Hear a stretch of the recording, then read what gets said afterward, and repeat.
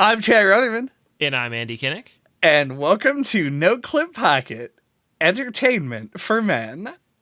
Today, we're going to be talking about Pseudoregalia, a game that was developed by, developed and published by Ritzler, and was released in 2023 on Windows.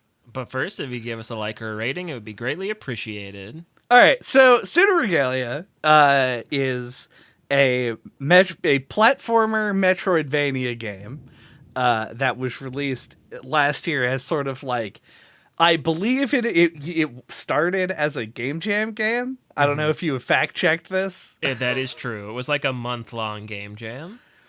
That's what it was, yeah, and really like picked up a lot of steam. And we'll get into why that is for sure.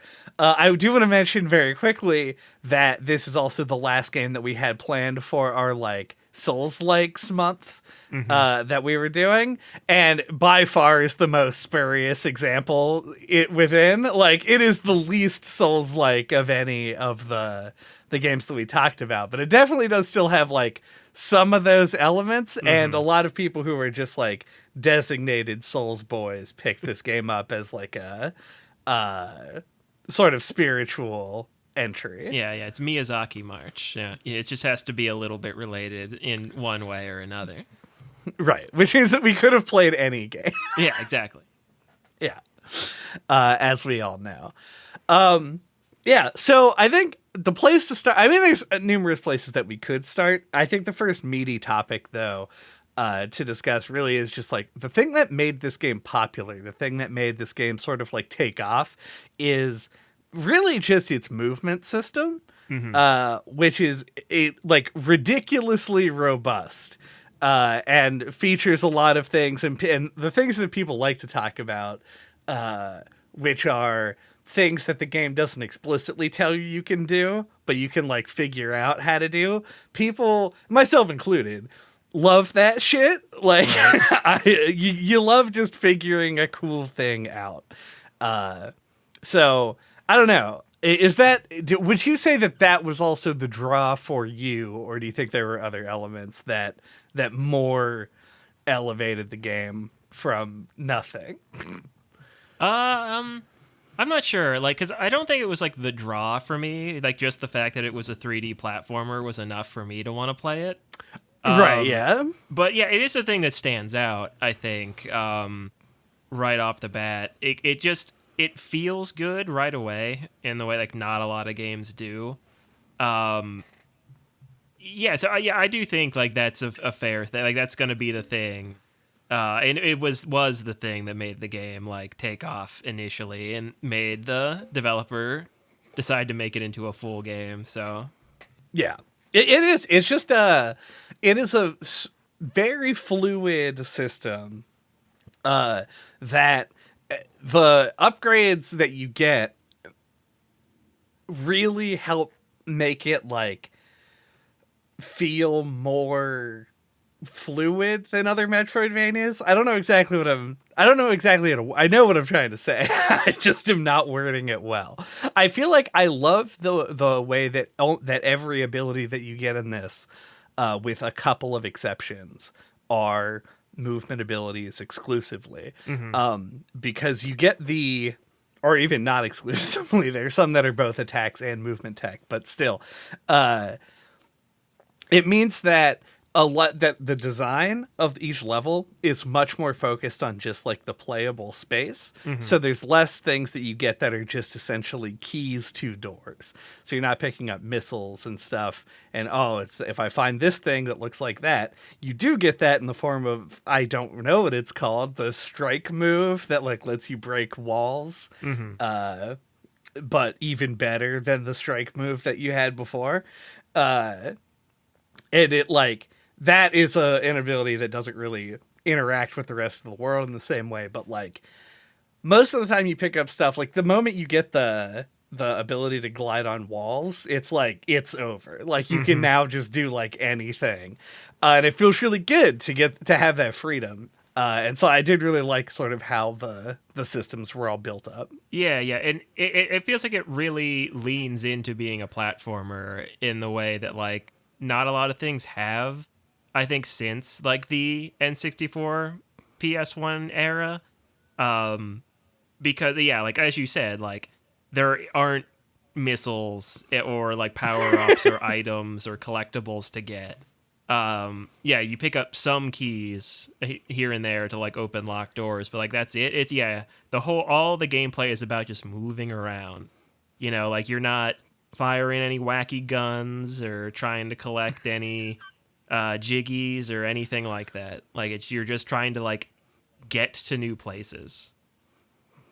Yeah, I want to call out, and this I would consider this, yes, a recommendation, a game recommendation for people listening, but also not really as a game recommendation, more as like a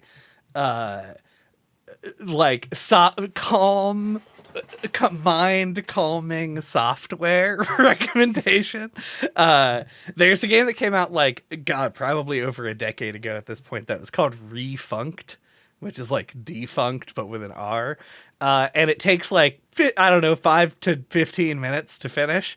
But it is just like a platformer game, a 3D first person platformer where you just like jump around in a small zone.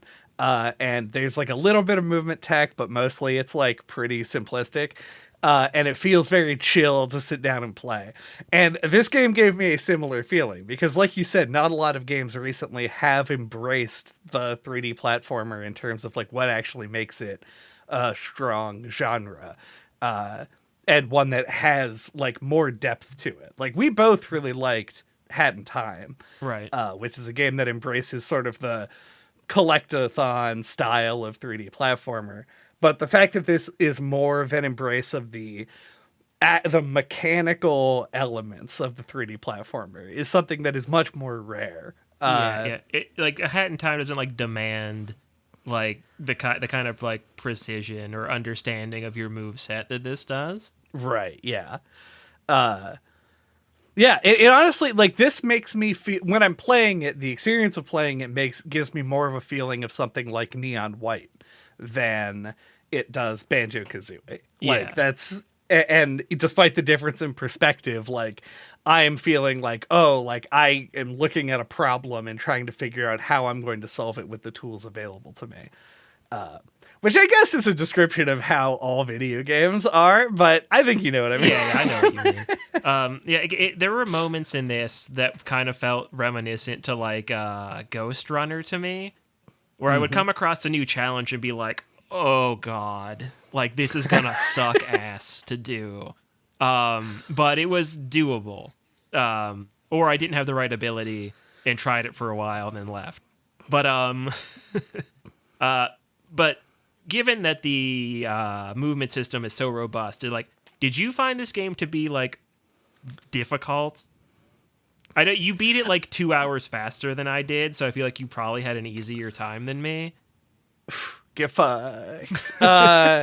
No, I would say that I didn't find it particularly difficult. I did. There's only one part that I really like banged my head against, and it was so stupid. You know the hallway full of swinging axes that eventually leads into, I don't remember what, I think the theater. Yeah, I know the hallway, yes.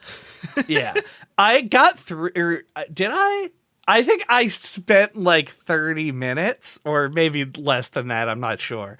Like 2 or 3 runbacks from the save point, trying to get over that before I had the ability to glide on the wall. So I was trying to like use the ability to kick off of enemies on the the swinging blades to like continue across. And I remember being like, this seems like a much steeper rise in difficulty than anything else, which is what made me sort of realize like I'm not supposed to do this. And then just my inherent stubbornness made me want to keep trying to do it just to see if I could.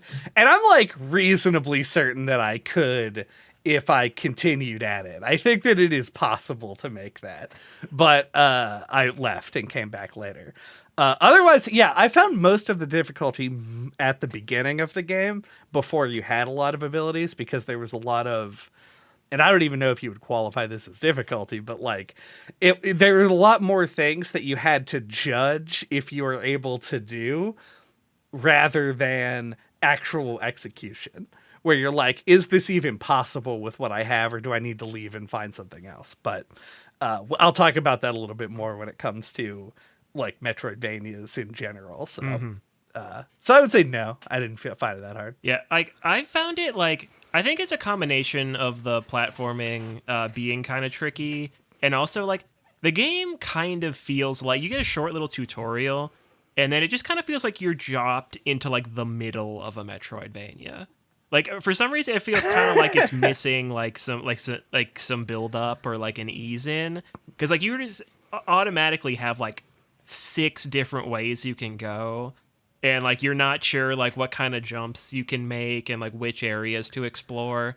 So like for me, like in the middle of the game, like I had a similar experience where I got to that guillotine hallway, and I got to the other one where you like have to like, it's another bendy hallway that leads to like the same area, I think, that you jump into a bubble, and then you're supposed to like wall ride along, and then jump and wall ride along another wall, jump to another bubble, and it's like this big long hallway that you have to go across. I got to those like towards the middle of the game and had like no idea where to go, and like tried those forever.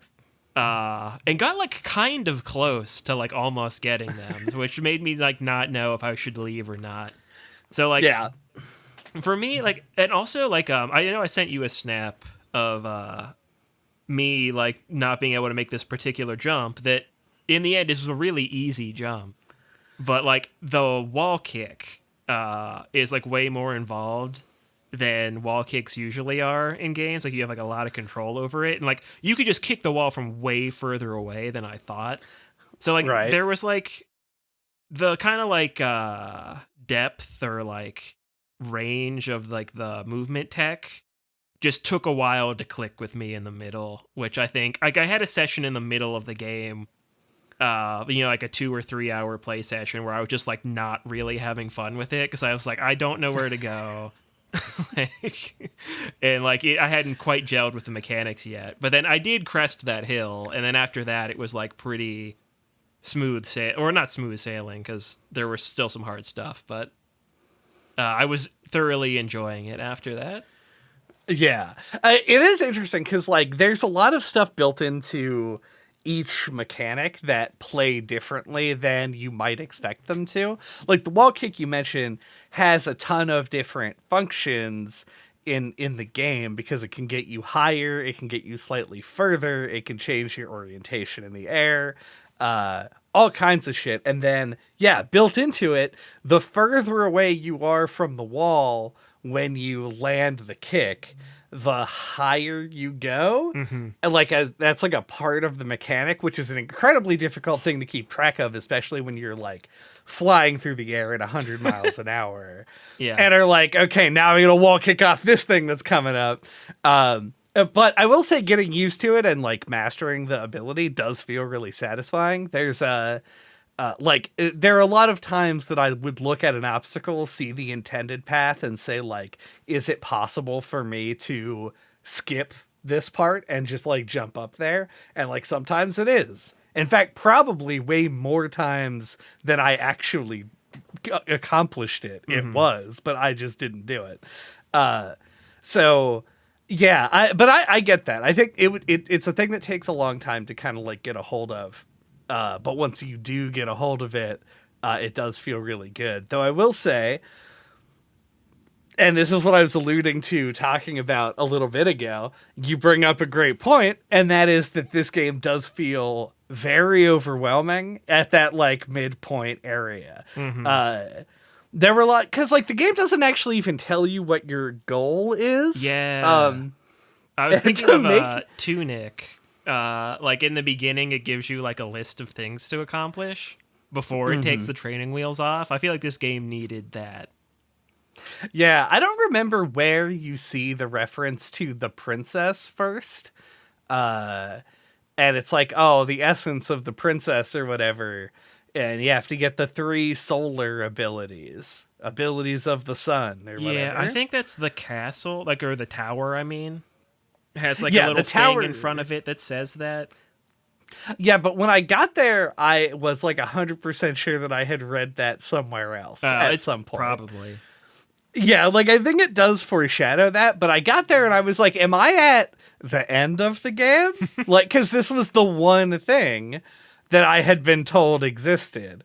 And when I got up to the tower and got well, it gets worse for me because I got the thing, like the ability, and then I left and I never went up to the top and saw the big door with all the keys. Okay, yeah.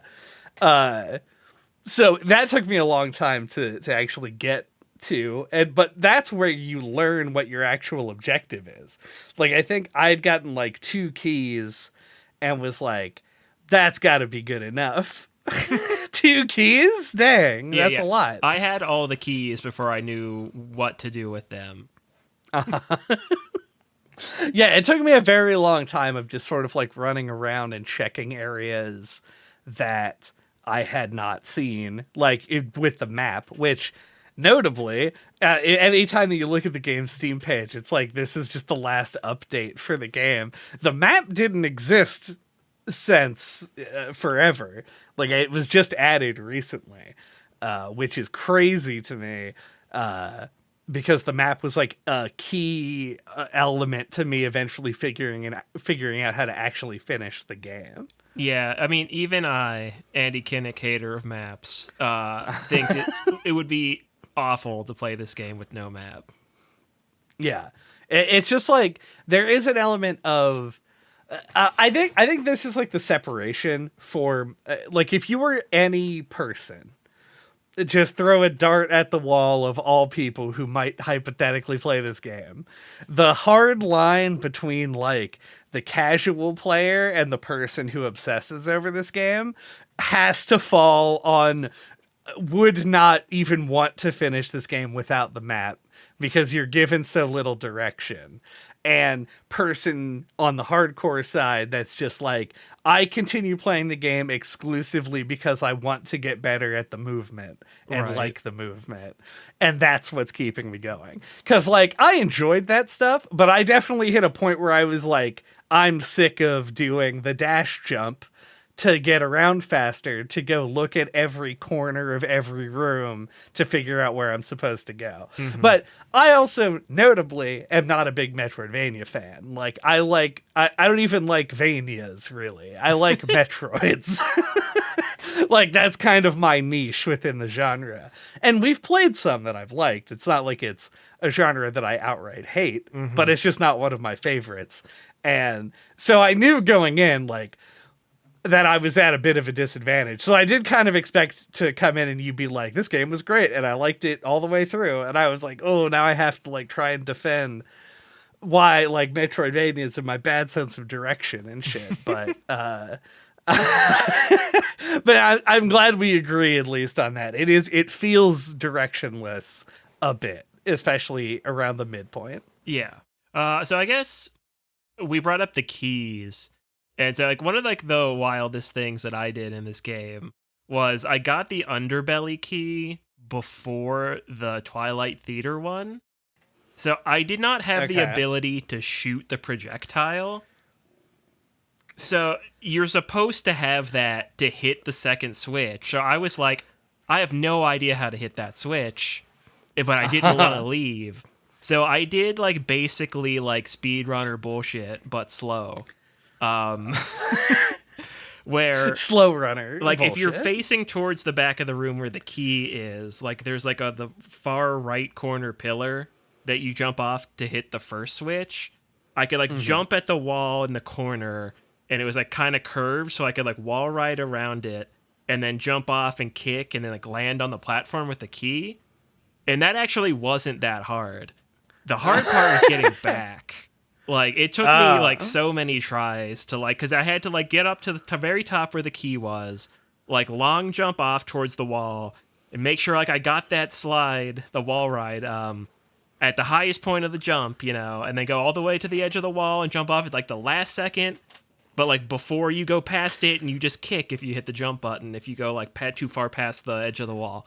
So you got to get it just late enough so that you can, like, get far enough without going too far. And then like there's this like one little platform that you can like, if you have enough altitude, you can manage to kick it twice and then backflip and land on it. And it was like so hard, but I did it. I was like, fuck yeah, I'm a goddamn master of Pseudoregalia. Yeah, and I mean, to me, like, that is the prime objective. Like, I definitely would want to be doing that. I will say the Underbelly key was the last one that I got. I kind of forgot. Yeah, I just forgot that the area existed for the most part. And then when I went back to find the key in it, because the second to last key I got was the one that was actually on top of the tower. Because I went up and found it, and I was like, oh, fuck, this has been here the whole time. And it has a little plaque that tells you where every key is, and I was like, right, the Underbelly. Yeah, that would have been useful. Yeah. So I eventually did go back to it and just kind of did it as intended with the with the thing. But I will say I did note, I was like, I bet you could do this without using the projectile. Mm-hmm. You can. And lo and behold, you definitely can, yeah. On the projectile, this is a very short topic of conversation that I'd like to have. Fuck it. I hate that ability with everything in my heart and soul. You barely have to use it. Yeah, you only have to use it like 4 times, and that is a real godsend, because I despised using it. I hated that it moved you slightly forward every time that you did it, and I hated trying to steer the thing with a fucking controller. It just drove me insane to do. Yeah, whenever I was trying to do like difficult platforming things, sometimes I'd accidentally click the right stick and it puts you into first person mode.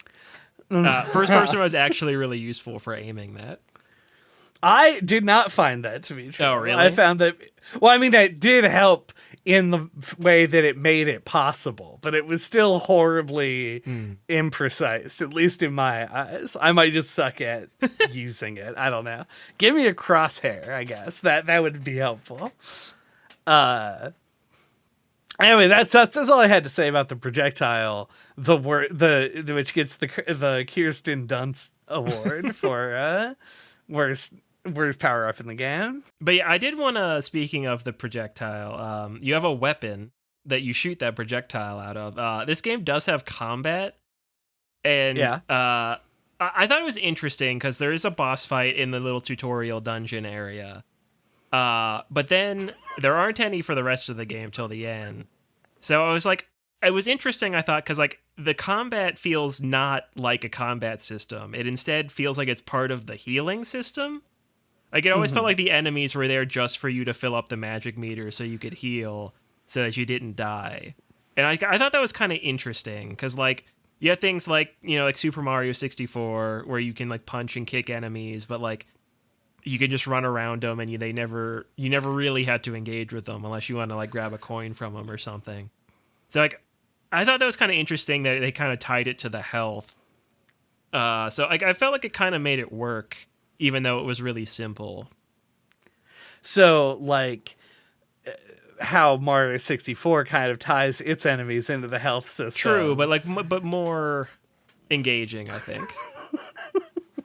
Yeah, no, it's obviously doing like a Hollow Knight kind of thing with the healing system, where using melee attacks fills up your health meter, and then you can, or not your health, your magic meter, and then you can use it in parts to heal missing HP.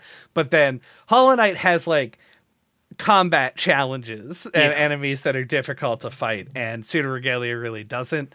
So it was an interesting inclusion. It's kind of like a thing that feels very unnecessary. Like, this game could have gotten by with a much simpler combat system, especially once you get the projectile ability, which drains your magic when you use it. I didn't even notice that. Yeah, if you use it, it takes a bar of magic. And when you run out of magic, it just deals less damage. But nobody's using the projectile to do damage. Right. If somebody ever has, I would be shocked to discover this.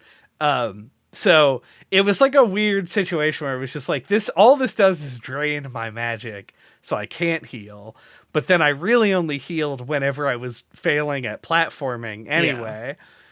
Yeah. So it was like a weird kind of like thing. Like I said, this could have been a much simpler health system. I feel like it is just there almost to pay homage to the Hollow Knight, essentially. Like that they were like, I liked this health system and the way that it worked, and so I'm going to implement it. I mean, it's a game jam game. Like, they're just putting ideas together. And there was no reason to fix it, because it's perfectly serviceable. There's nothing wrong with this healing system. It's just very odd and kind of out of place in a game that has very little meaningful combat in it. Yeah. I feel like it felt clever to me, at least. Because, like, rather than... Because, like, yeah, it lets you, like, engage with the platforming more. Like, I like that better, like, going and, like, killing some enemies better than, like, picking up coins or, like, having to, like, drink a health potion. Like, it felt kind of natural to me. I mean, I do agree with that. But necessary? I don't know. Like, because when you're doing the platforming, right, like, you don't really get any magic power back. No. So it's not like the system is really interacting with it in that way. But I do agree, it does give you a much longer health bar. And like at the end of the game, like my heals were healing 2 pips a piece. And so it was like much easier to refill. I had like several, I think I ended with like 5 HP and then 2 HP per heal. So it'd be like 6, 11. I had like 11 HP, which equals a lot of jumping off of platforms into poison. Right. So I could try things a lot of times. So yeah, it does work. And it does function in the game, I think, perfectly well. It's just, it is very odd. Especially considering there are enemies like the eggs that don't do anything. Yeah, they're just to give you magic back. Right. Yeah, were you expecting bosses after that tutorial? Because I definitely kind of was. Yeah, I definitely was. But, like, they didn't last that long. Like, once I was, like, a third of the way in and there hadn't been any, I was pretty sure there weren't going to be any more. Right. And then you get surprised by the fact that there is a final boss. They played us like fiddles. I mean, do you want to talk at all about that final boss? I guess first... Since we're kind of touching on the combat system. I mean, I guess we could now, or we could save it. I was going to suggest talking about the aesthetic of the game. But we'll definitely talk about if you want to tie a bow on the combat, I guess we can talk about the final boss now. Yeah, I don't know. I felt like it was, like, surprisingly, like, serviceable, given that there hadn't been any, like, demanding combat. It wasn't hard. I don't know, like, but it was engaging, I thought. And it was kind of cool because I hadn't really gotten to use, like, the pogo ability a lot, and it was, like, useful in that fight because the boss shot a lot of projectiles. You could, like, bounce around on him if you wanted to. So it, like, it felt like like a different way to, like, use a lot of your moves. So I thought that was, like, satisfying.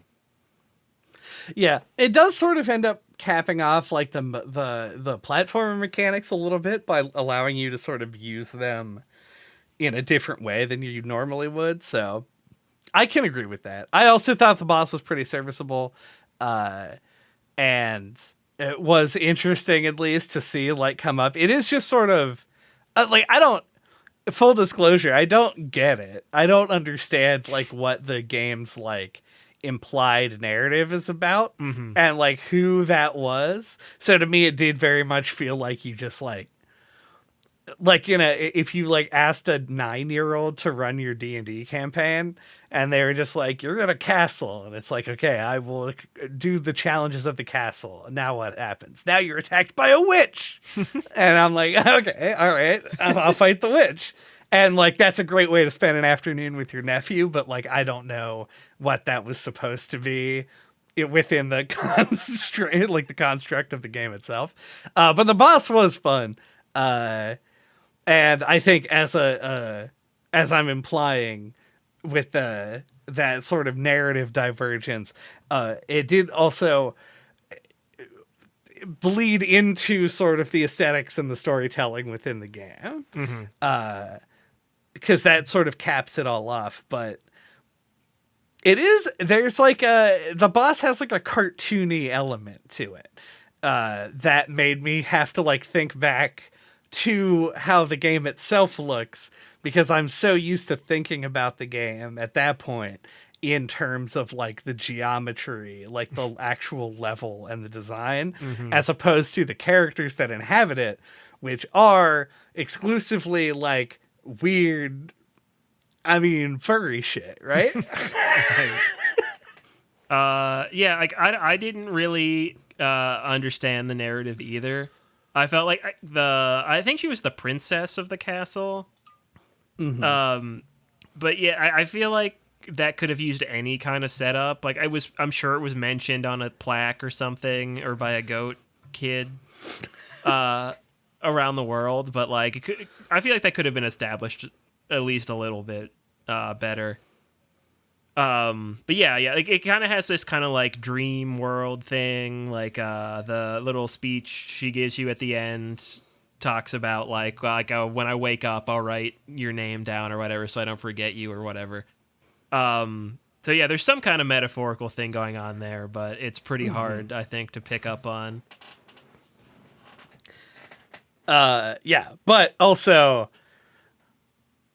not also, but to move on, I guess. Yeah, I think the thing that's sort of like that motivates me to move past that is just like when I booted the game up for the very first time. I had like an understanding of the game. I think I may have been the one that suggested it like months ago or whatever. I don't remember. Yeah, I think you made me aware of it. Yeah. I don't know about made you aware of it. You're a free thinking individual. But yeah, like the thing that this game has that I don't really like, I don't think visually this game does that much for me, and I jokingly called it furry shit earlier, and I feel like that's a common joke that people have sort of gone with for the game, because the character is sort of like, I don't know, what's the word? Thick? Like low punny-esque? Yes. Yeah, she's like a goat bunny thing. Right. In like the game specifically calls out like, right, yeah. Which doesn't help matters at all. But much like, the furry community is not a sexual inherently, this character does kind of feel sexualized in a way. So I don't even really want to associate it with the more peaceful, fun-loving furries. I want to talk about why this character has such a thick ass for no reason, and is like given animations, like when she sits on the stool, and she does like a what's that famous 80s movie? Flashdance. That's not the one, but let's go with Oh, really? No, that's 100% the move that she does, is the move from Flashdance. It just wasn't what I was thinking of, but that's correct. Yeah, I don't know. It's just real strange. And I didn't really find myself attached to the character in any way. But it was like, it is just like, it's on the front of the game and shit. Like, it's weird because like we talked about like Lunacid recently, which has like a similar aesthetic goal in terms of making it look sort of like a retro PS1 kind of thing.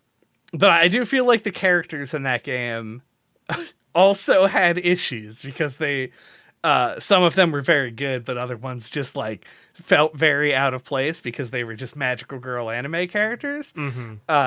This game, I think the character fits better, but I also feel like the aesthetic itself is pulled off with a lot less grace. So I don't know. I'm very in the middle on it, but mostly, I guess, negative. This just feels like more of a mechanical thing to me. Yeah. I found a costume early on that gave her pants. So I feel like I like the design a lot more with the pants. And there's just an option in the menu to put pants on her, which I thought was really Oh, funny. I did not see that, but that is funny. Yeah, I don't know. Like, no judgment or anything, but like it is like a strange phenomenon, like just how common. I don't know. I guess you call it fetishistic, like illustrations just in general among like certain online communities. Like, Yeah. I'm a graphic designer and have a drawing tablet, and when I was buying my most recent one, I was looking at reviews online. And like, I challenge you to find a review for a drawing tablet where when they do the demonstration, they aren't drawing anime on it. Like it's Yeah, so yeah. like surprising like how common that stuff is. Like I find it like genuinely fascinating. Right. But yeah, so like I also found it a little gratuitous, a little too fan servicey for my taste. But you know, to each their own. But like I think once they had the pants on her, like I thought it was like a much cooler looking design because like I don't know, it made her look a little bit more like sleek and maybe a little bit more athletic, which felt a little bit more appropriate, I guess. Right. But yeah, like I actually like the aesthetic of the world. Like I don't know if it was just like headcanon stuff making it work for me, but like it does feel kind of dreamy and like the like N64 era, like some of the areas kind of reminded me of like Spyro areas and stuff. Whereas like the character models, I feel like felt a little bit more N64. So it felt like kind of like a mesh of a few different aesthetic inspirations. But like I don't know, something about that like old game style really made it feel like a ruined castle. Like I feel like it added to that atmosphere. Like even though it is just like bigger empty levels, because that's like what games at the time had. This game's about making big jumps across those big open areas. I don't know. It felt like it kind of worked in the game's favor when it came to atmosphere. Like I like how like the outdoor areas have like fog and stuff. Like I don't know. There's something about it that like felt evocative and cool to me.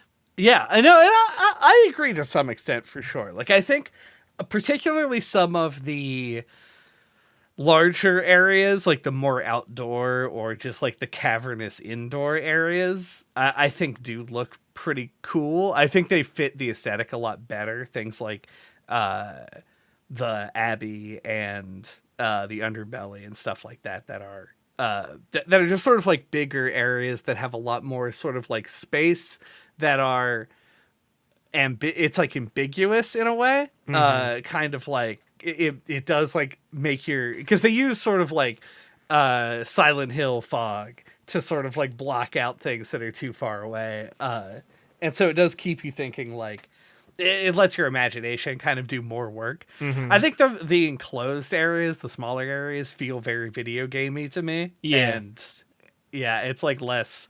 I mean, it's not bad because those were video game areas that I enjoyed playing in.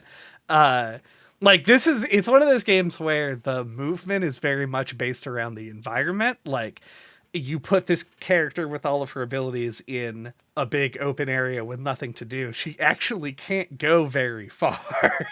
Whereas you have like a convoluted setup of like a bunch of floating blocks, and now your character is able to scale great distances with it, with her moveset. And I think that shows like the smaller enclosed areas are much more fun to play in, but then the larger areas, which I think are more evocative and actually sort of do a lot with what the aesthetics are capable of, don't really. But I also don't think that this was really the focus of the game. Yeah. So like, it's not like I'm sitting here like, I guess like if you are like, I don't play anything but the newest, most graphically intensive games, maybe this is useful information to you, but I don't think anybody really is coming into that with that expectation. Right. Yeah. And Dreamy Castle is like a big, huge dreamy castle. It's just, I think, is interesting. So yeah, that kind of does it for me on a thematic level. But like the two most memorable areas in my head are like the bridge that leads to the tower, and like with the part in like the theater to open one of the switches to get the key. Like you have to like go outside the castle and like platform on the Yep. outside of it. Like those are like the most memorable parts, and the little town, like the little castle town in the Bailey. So yeah, all the outdoor areas are the ones that stick out in my head.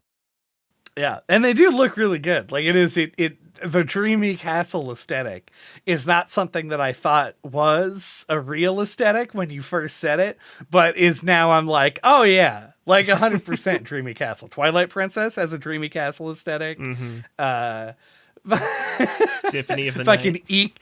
Symphony of the Night has a dreamy Eco has a dreamy castle aesthetic. Eco's a good call. These are the all... beginning of I was going to bring this up because that's what I thought immediately. Like the beginning of this game's a little reminiscent of Eco. Like the characters in the cages, like that first room. Oh, that's true. Feels yeah. exactly like the first room of Eco. Man, what a strange group of games that this game pulled from for its inspiration. Dark Souls kind of has a dreamy castle aesthetic. There are a lot of castles. Irithyll is a dreamy castle for sure. All right, we've nailed it. Honestly, I don't really have all that much else to talk about on this one. No, I think we can wrap it up. Yeah.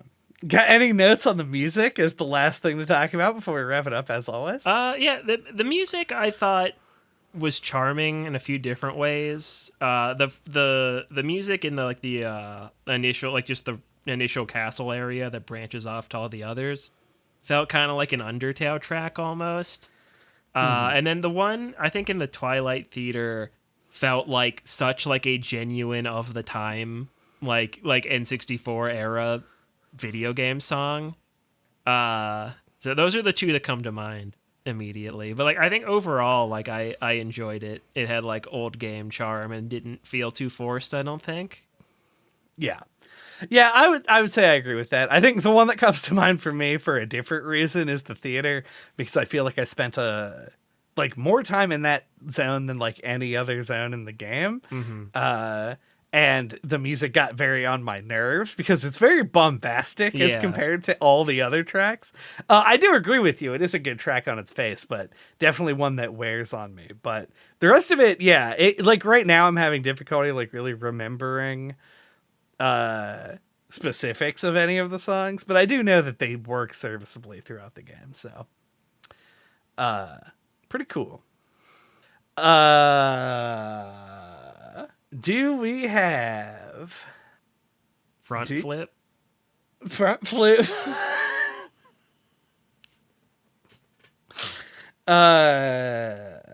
Do we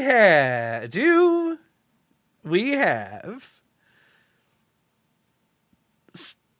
front flip thoughts? My front flip thoughts are this game's really cool.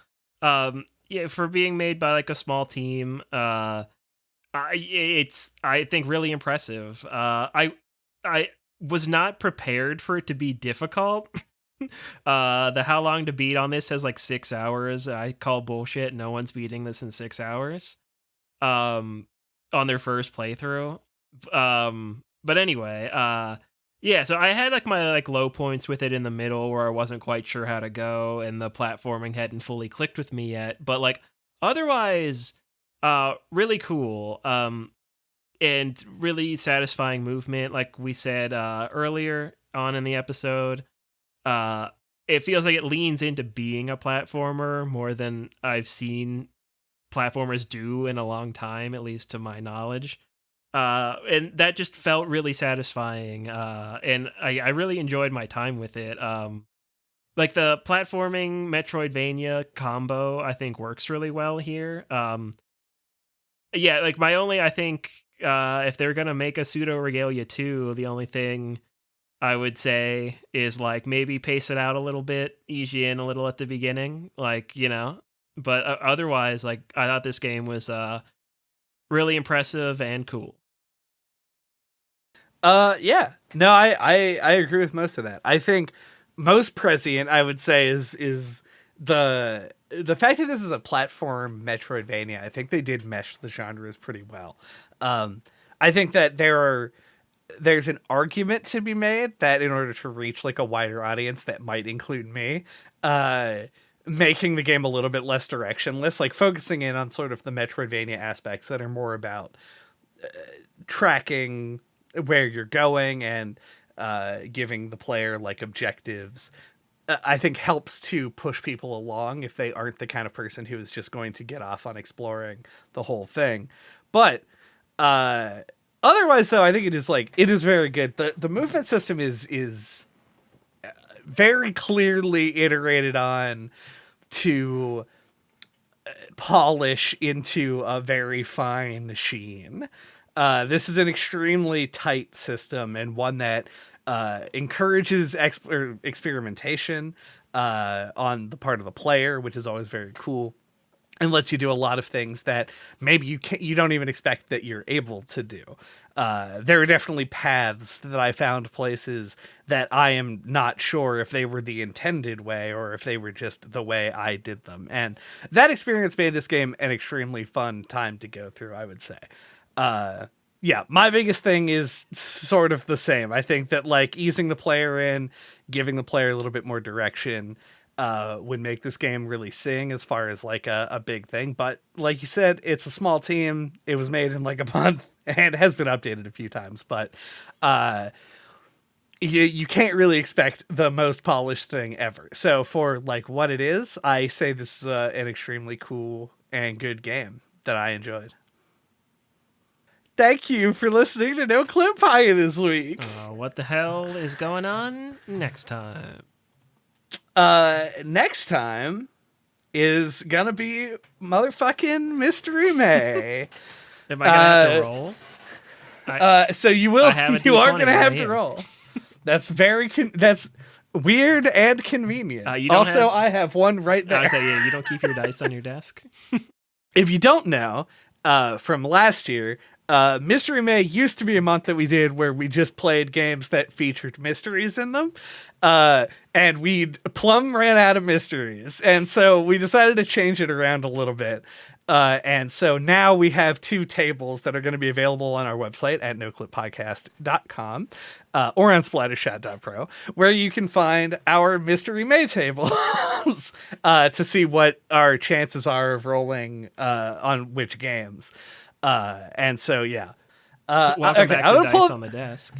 Welcome back to Dice on the Desk. Full disclosure, we haven't updated the table yet because I forgot this was happening. However, the table still exists. So what we will do is roll on it anyway, and we'll just re-roll if we hit something we already have hit. How many? Only 2 things got knocked off, right? On Pocket, only 1. Okay, well then we did Rascal. It doesn't even really matter, yeah. All right, let me know when you're ready for me to roll. I am ready for you to roll. All right, no whammies, no whammies. 6. Oh, man. What an extremely good time we're about to have.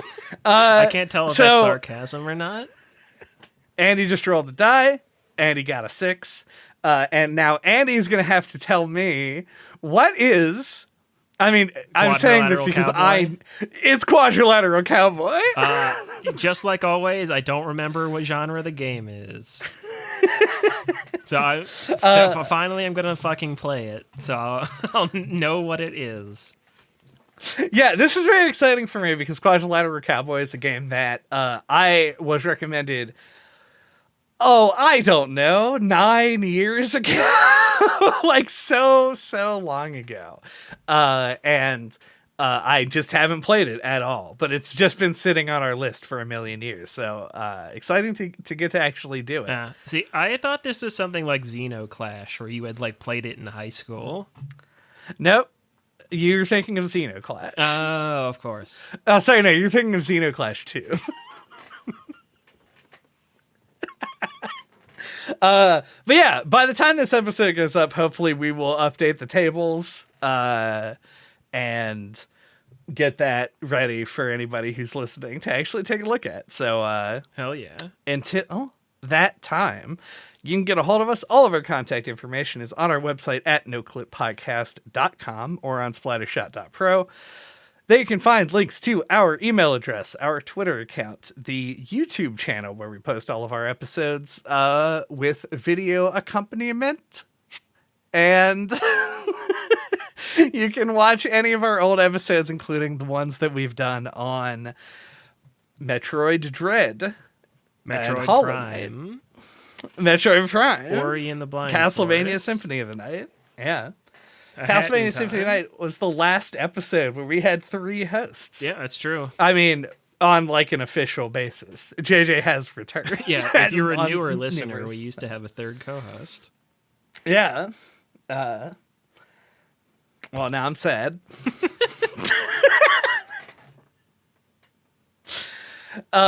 Fucking press L2 to slam down on that like button, and then immediately press A to jump into the air and do a wall kick to ring that bell.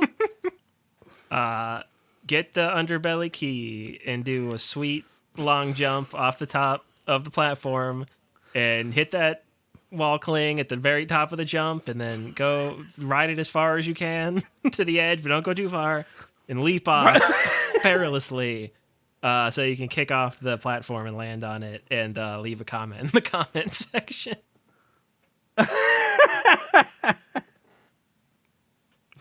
And scene.